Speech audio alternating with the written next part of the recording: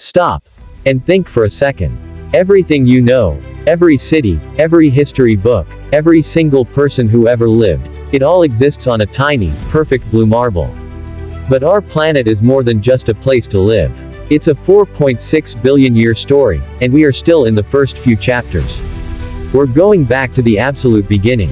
Forget ancient history, we're talking about deep time. Think of Earth's history as a 24-hour clock.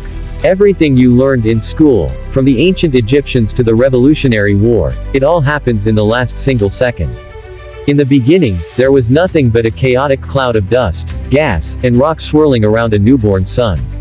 Over millions of years, gravity did its thing, smashing this cosmic debris together in a process called accretion.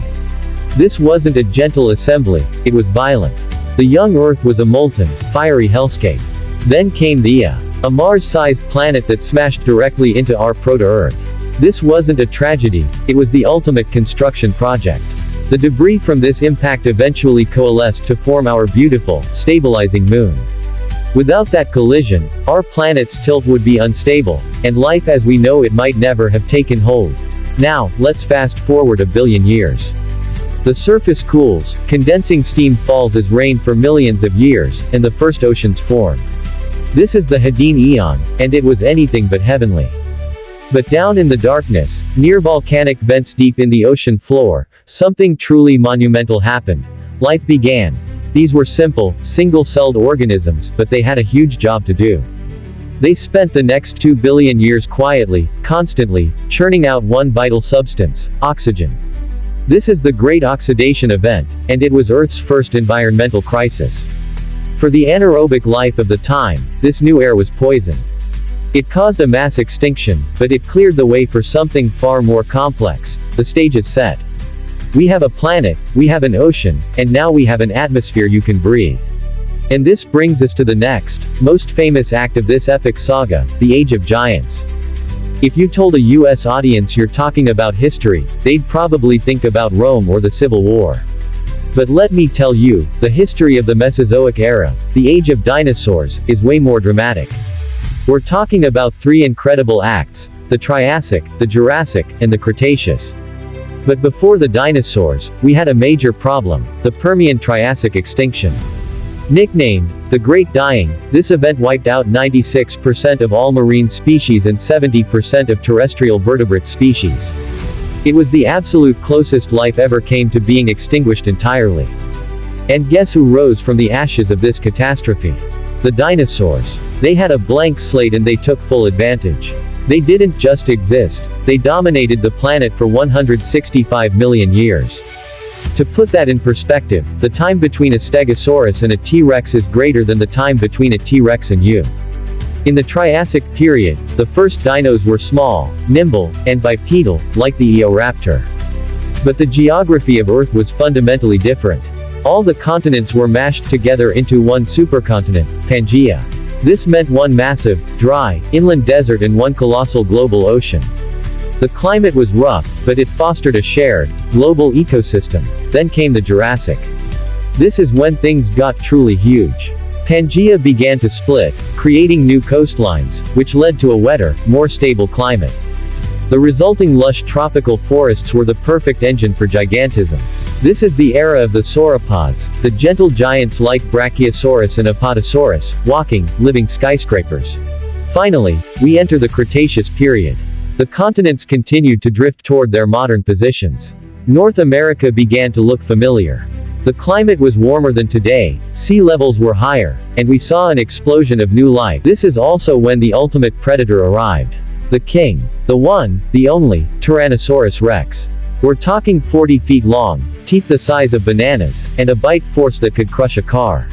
And here's the most fascinating thing, he wasn't alone. Other incredible dinos like the 3-horned Triceratops and the armored Ankylosaurus shared his world.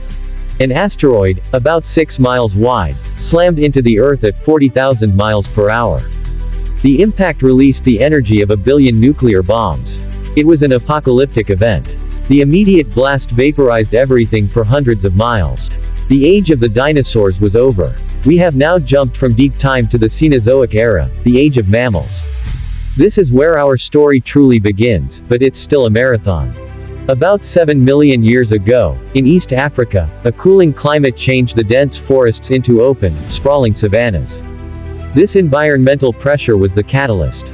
No longer could our ancestors stay safe up in the trees. They were forced out into the open, a move that demanded a new form of locomotion, bipedalism. Walking upright freed up the hands. This wasn't just a walking change, it was a revolution. Free hands meant you could carry tools, carry food, and carry your young. This led to bigger brains, complex hunting strategies, and the beginnings of culture. Fast forward to about 2.5 million years ago, and we meet Homo habilis, handy man. They were the first to consistently make and use stone tools.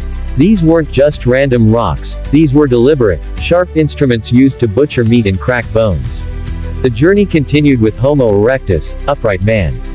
They were masters of endurance, the first to leave Africa and spread across the globe, reaching Asia and Europe.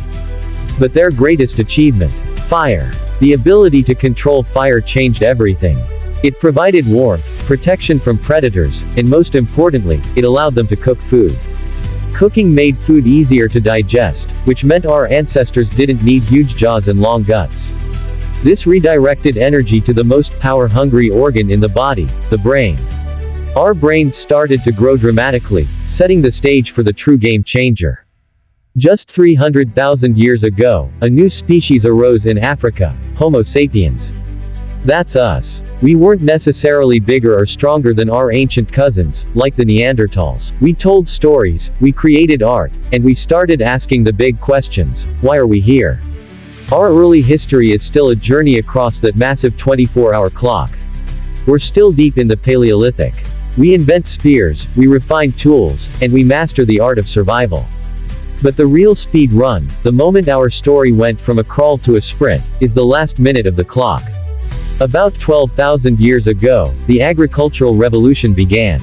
Instead of hunting and gathering, humans learned to plant seeds and domesticate animals. This meant a stable food source, which led to permanent settlements, which led to villages, which led to cities, which led to empires. This is the foundation of civilization itself. From the pyramids of Egypt to the invention of the printing press, from the Industrial Revolution to the Internet, it's all been a breathless, frantic dash across that final second of our planet's day. And that brings us right back to now. We are the beneficiaries of 4.6 billion years of cosmic violence, geological upheaval, mass extinctions, and evolutionary struggle. We are the result of a planet that has been through more dramatic change than any Hollywood movie could imagine. So, why does all of this deep history matter to someone watching this video today in, say, New York or Texas? Because it changes your perspective. The dinosaurs ruled for 165 million years. Human civilization, from the first farm to the latest iPhone, has been around for about 12,000. We are, historically speaking, the new kids on the block. We're in an evolutionary and geological blink of an eye. And that gives us two incredible responsibilities. First, humility. We need to appreciate the immense, indifferent forces of nature that created and destroyed entire worlds before us. Second, stewardship. This is our planet now, and we are the only species capable of understanding its entire history and consciously planning for its future. The story of Earth is not over. The continents are still shifting, the climate is still changing, and evolution is still happening. We are the latest, most self-aware chapter, and what we do next will determine the fate of life for millennia to come. If this epic journey across 4.6 billion years blew your mind, smash that like button. And if you want more science, history, and big picture, deep dives delivered straight to your feed, be sure to hit subscribe and ring that notification bell.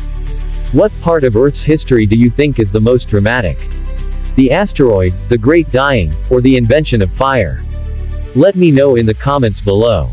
Thanks for watching, and I'll see you in the next epic journey.